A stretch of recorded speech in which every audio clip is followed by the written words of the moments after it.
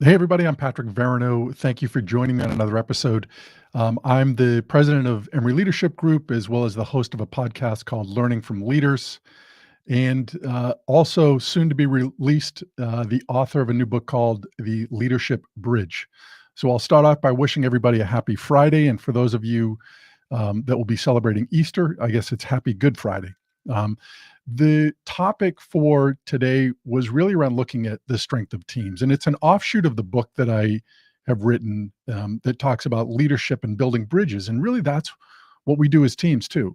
The best teams that I've found do really um, three things: they support each other, they celebrate each other, and they challenge each other. And you can think of this like a Venn diagram, that you really need all three of these. The most high functioning teams, those that I've found either working in or working with, have both been able to do this.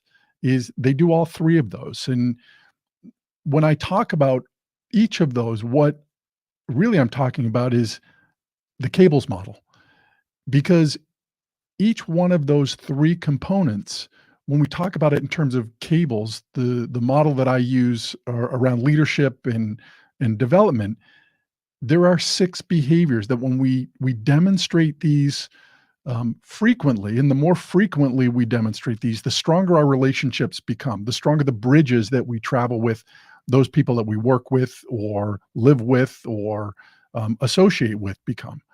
And I'm going to start off first with talking about teams and support. And there really are, I would say, four behaviors in terms of cables that I think are most relevant here when we talk about support. So I'll start off with congruence, which is the first cable in that model of cables.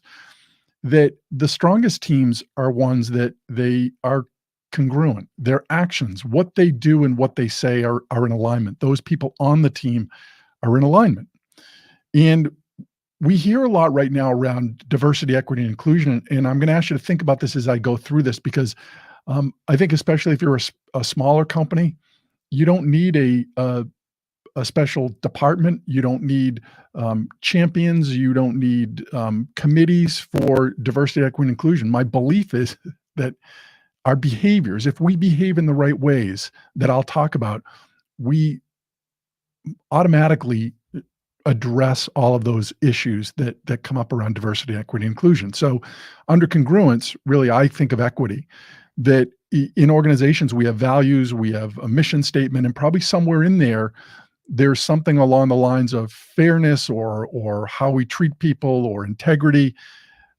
To me, if we're walking the talk, if we're in alignment with what we say and what we do as individuals, as organizations, then equity is addressed automatically in that. It can't not be. So either you're in alignment and there's equity, or you're out of alignment and you have inequity and you need to get back there. So the next behavior that I would talk about is around belongingness. So much research right now in terms of the importance of belongingness, and I think as teams, right, we need everybody to be on board.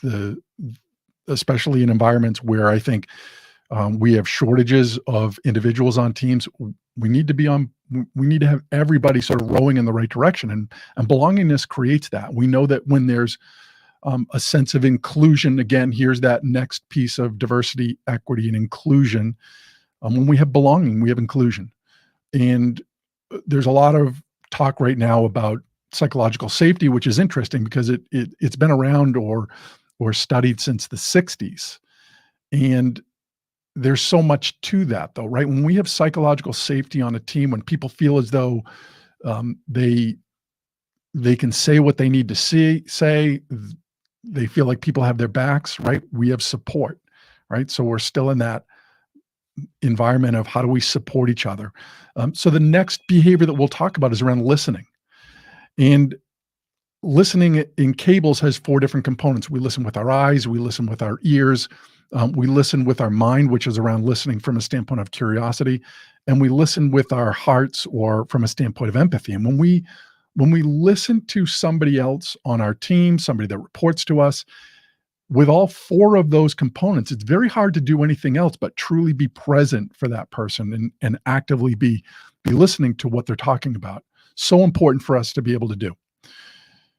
The next behavior, Cable's behavior that I talk about in terms of support on teams, is around empathy by itself, right?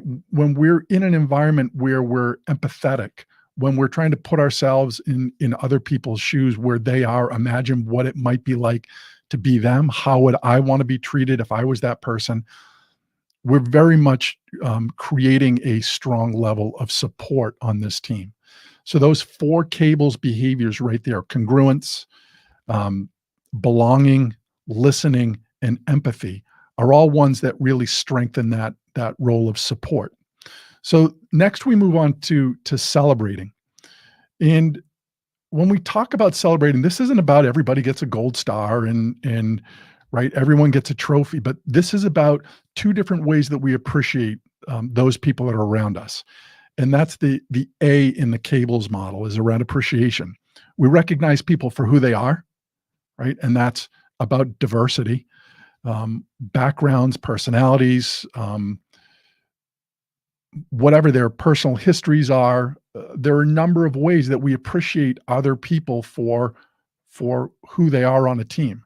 The other component of appreciation is that we recognize people for what they do, right? So those are the how do I contribute to this team? I'm being recognized on a regular basis for those things. And I would argue that over the last 2 years, we really have dropped the ball on this more than probably even normal, around appreciation, because appreciation is when we recognize people for what they do. You think about everything that has gone on over the last 2 years. Um, I do a lot of work in healthcare, and I will tell you that's an industry certainly where people have had their heads down just trying to navigate all the different challenges that come up, and the ups and downs of COVID and all that goes along with that, and they're short staffed on top of that.